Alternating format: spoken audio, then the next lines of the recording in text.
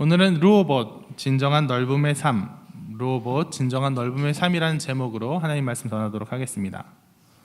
오늘 설교를 준비하면서 생각한 건 뭐냐면 이 악다구니 같은 세상에서 자기 것 안 뺏기려고 하고 그 목소리 높이지 않으면 자기 당연히 받아야 될 것까지 뺏기는 이 세상에서 그리스도인이 내세울 수 있는 원칙은 무엇일까라는 생각을 했어요. 예를 하나 들자면 많은 이제 교회가 있고 그럼 이제 교회에서 운영하는 차가 있죠. 교회차가 있어요. 교회 차량이 있는데 예전에는 많은 교회들이 그러면 이제 뒤에 이 글자를 박아놨습니다. 무슨 교회 이렇게 딱.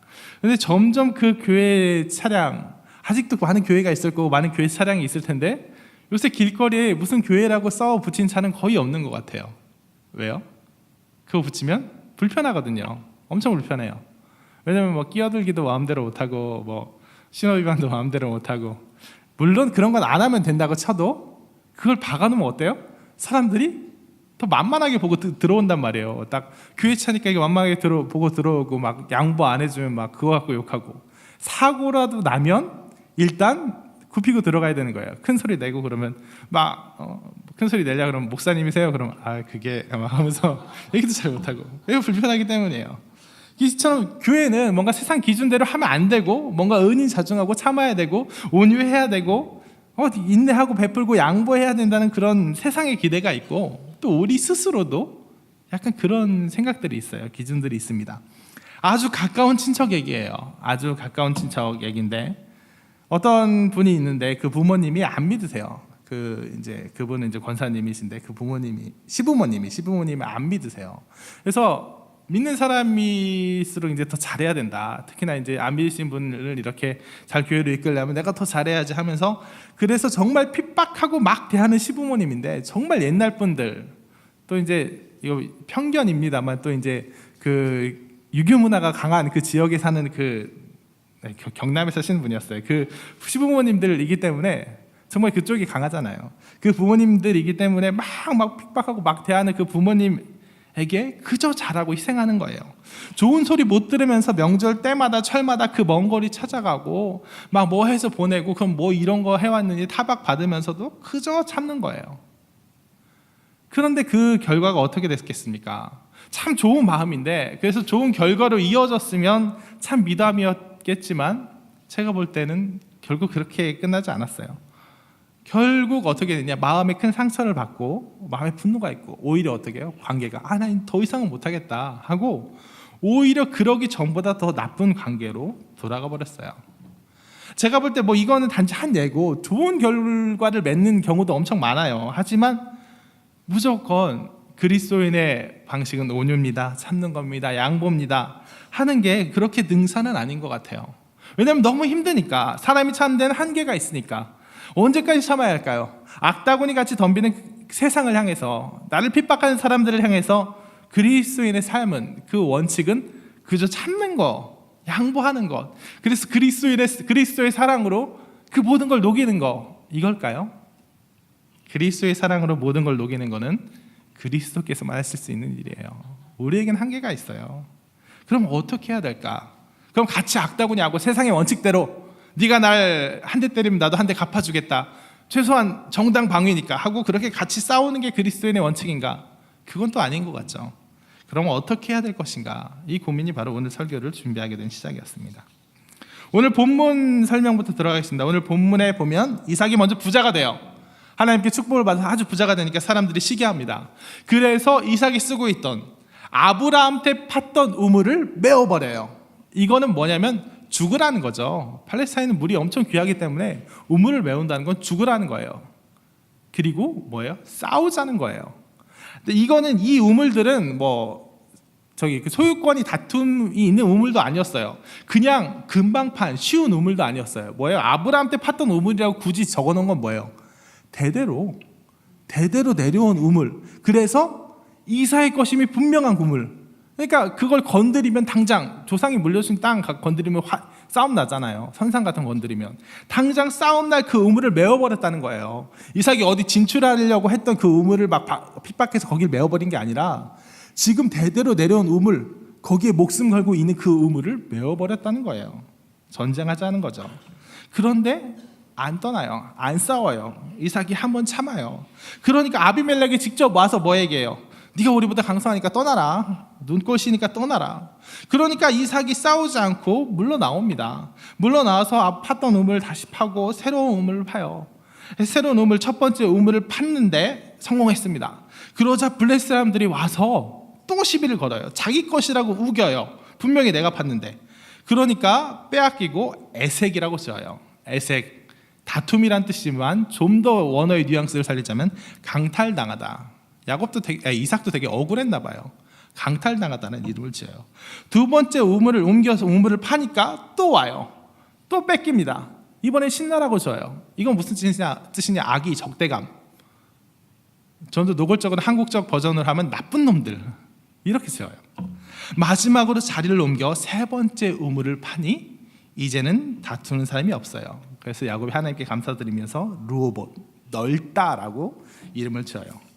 자, 왜 블레셋 사람들은 세 번째 우물을 안 뺏었을까요? 참으니 이삭이 온유하게 보이기니 블레셋 사람들이 거기에 감복한 것일까요?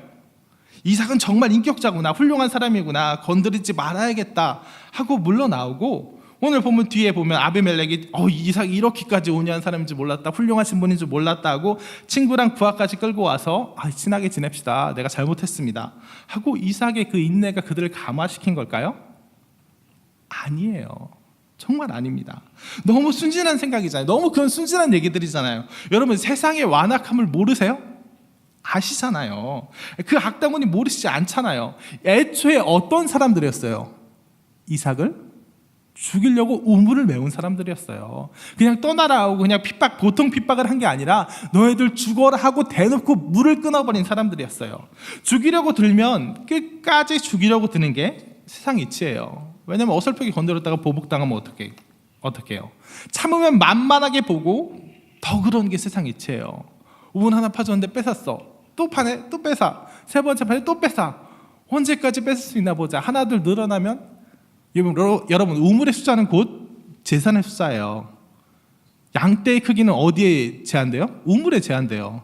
더 많이 불리려고 그래도 우물 개수에 제한받는 거예요. 그러니까 우물을 뺏어 넣는다는 얘기는 그만큼 재산이 늘어난다는 거예요.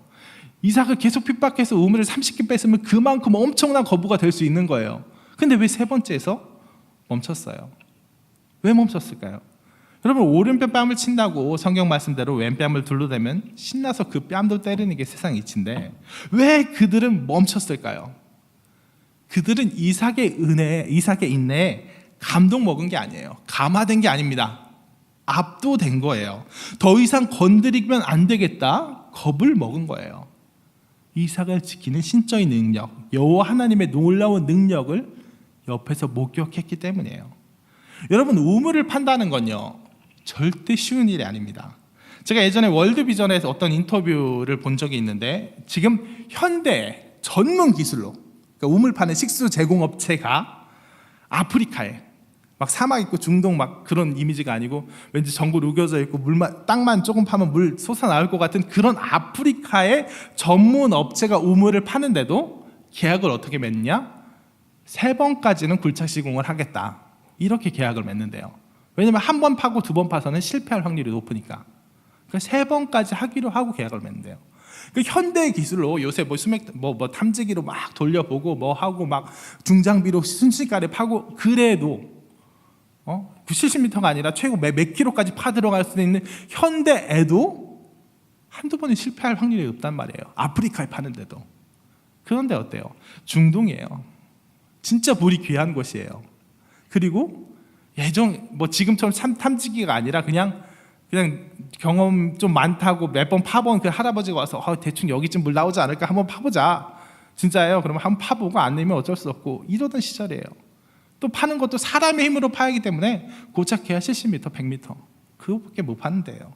그래서 우물을 판다는 건 정말 목숨 걸고 파는 거예요. 진짜 쉬운 일이 아닌 거예요.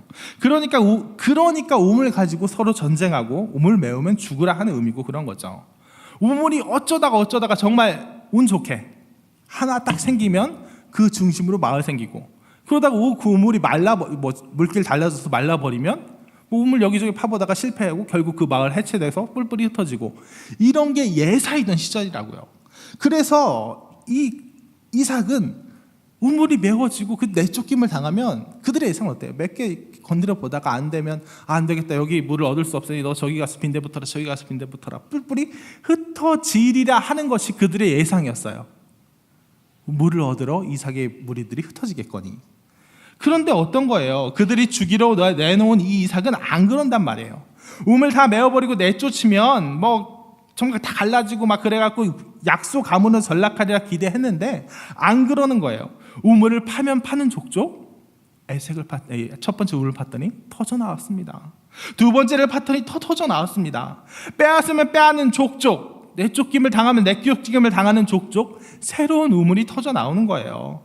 그러니까 그가 새로운 우물을 파기 시작했을 때, 아이 저 바보 녀석 그게 그렇게 쉬울 줄 알아? 하고 비웃는 얼굴로 쳐다보고 있던 블레셋 사람들의 얼굴이 점점 굳어지는 겁니다. 이래도 또 나와? 또 뺏어보자. 이래도 또 나와? 이번에도 성공할 수 있을 것 같아? 하는데 그게 그이들의 상식으로는 도저히 이해할 수 없게끔 산만 되면 물이 터져 나오는 거예요.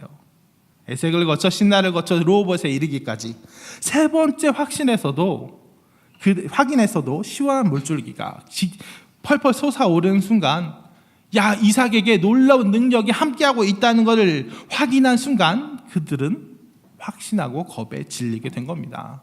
이것은 아니다, 이대로는 아니다. 이삭은 지금 우리가 범접할 수 없는 힘, 우리의 상식으로 이해되지 않는 힘, 그래 여호와 아브라함 때 아브라함을 대적하던 민족들을 패망케 하고 이삭이 우리와 거주했을 때 아비멜렉의 꿈에 나타나서 그를 건드리지 말라 하고 태문까지 막아버렸던 그 강력하고 위대한 신이 지금 그를 지키고 있구나. 지금 그를 움켜쥐고 있구나. 그래서 우리가 더 이상 그를 핍박하다간 그의 진노를 불러오겠구나. 그래서 와서 고백하는 거예요. 와서 얘기하는 겁니다. 그대로잖아요. 이삭이여, 여호와께서 너와 함께 계심을 분명히 보았다. 내가 우물을 팔 때마다 나오게 하신 하나님의 능력을 우리도 직접 보았다. 그러니까 우리를 해치지 말아달라. 우리도 너를 직접 해치진 않았잖냐. 그렇게 나가서 또 안 된 것도 아니고 하나님께 복을 받아서 잘 됐잖냐. 그러니까 마음 풀고 좋게 가자. 이 이후에 아비멜렉이 나와서 얘기한 정확한 메시지입니다.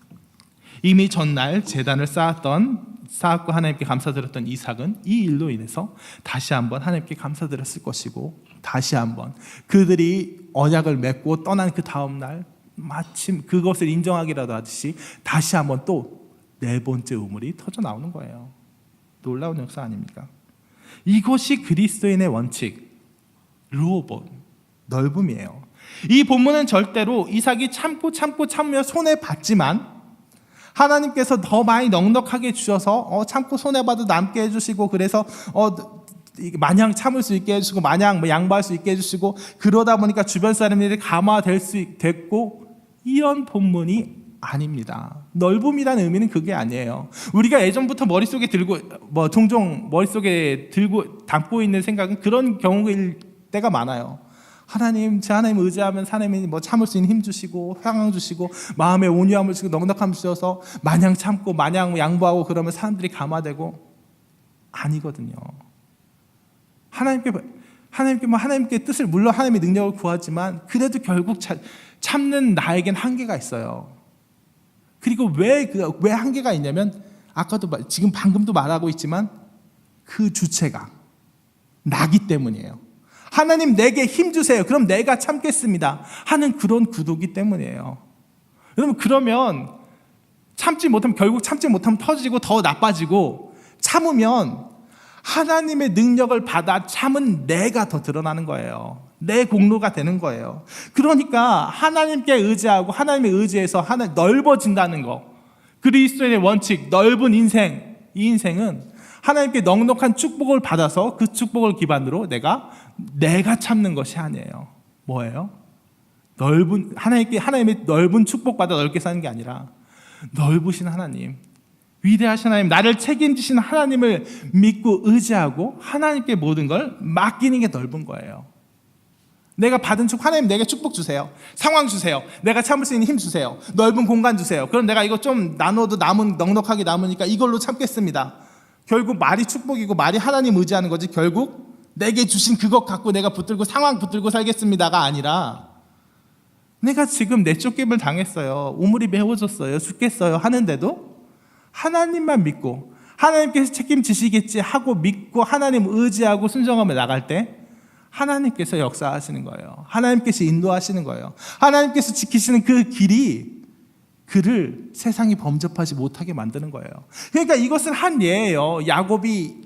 자꾸 야곱이라고 그러는데 야곱이 설교를 너무 많이 듣는 거예요. 이삭이 참는 가운데 하나님께서 그 블레셋 사람들에게 깨닫게 하신 것도 한 예고, 또 다른 방법은 어때요? 다르게 하실 때도 있어요. 하나님께서 이삭아 이제 더 이상 참지 마라, 칼을 들어라, 길리온 자 300몇십인 불러갖고 쳐버려라 하실 때도 있는 거고, 하나님께서 그를 움직여서 하나님께서 다음날 눈을 떠봤더니 그 사람들 다 죽여버리실 때도 있는 거고, 물론 이렇게 하나님께서 참아라 해서 진짜 감화시키게 하는 경우도 있어요. 우리 시대는 사실 뭐 죽여버려라 이럴 때시는 않고 감화시킨 경우가 많죠. 근데 중요한 건 뭐예요? 방법이 아니에요. 하나님께서 주신 그 축복을 해서 내가 하는 게 아니에요. 뭐예요? 하나님께서 책임지신다는 거예요. 하나님께서 책임져서 하나님께서 알아서 하신다는 거예요. 알아서 이끌어 주신다는 거예요. 내가 어려움이 있습니다, 내가 고난이 있습니다, 나를 핍박하는 사람이 있습니다. 그럴 때 하나님 믿고 나아가면 하나님께서 날 책임지셔요. 그래서 나의 넓음은 어디서 나오냐? 하나님 나에게 축복 주세요, 상황 주세요. 그래서 내가 넓은 가운데 내가 이렇게 넓게 주시면, 넉넉하게 주시면 이 넉넉한 가운데 제가 잘 꾸려서 해볼게요. 양보를 해보면 해보고, 아니면 정말 권세를 주시면 권세로 좀 압박도 해보고, 그래서 내가 넉넉해질게요, 내가 넓어질게요가 아니라 정말 지극히 넓으신 하나님, 넉넉하신 하나님 가운데 내가 하나님께 다 맡겼으니까 난 자유롭습니다. 핍박한 사람이 있지만 하나님께서 다 갚으실 거니까, 어떻게든 하실 거니까, 결국 저 사람의 마음을 바꿔주시는지, 아니면 뭐 내 인간적인 생각으로는 그게 좀 마음에 들지만 망하게 해서 돌이키시든지, 어떻게든 하나님께서 책임지실 거니까 내가 악다구니 악다구니 할 필요 없어요. 내가 그쪽 여유 없이 쪼잔하게 할 필요 없어요. 나 하나님께 다 맡겼으니까 내 마음 넉넉합니다. 내 마음 평안합니다. 하나님께서 하시옵소서. 하나님, 내가 움직여야 될 때면 하나님께서 말해주실 거고, 그렇지 않으면 하나님께서 알아서 하실 거고, 그러니까 하나님, 내 마음이 여유롭습니다, 평안합니다. 그게 바로 그리스도인의 온유, 그리스도인의 평안이에요.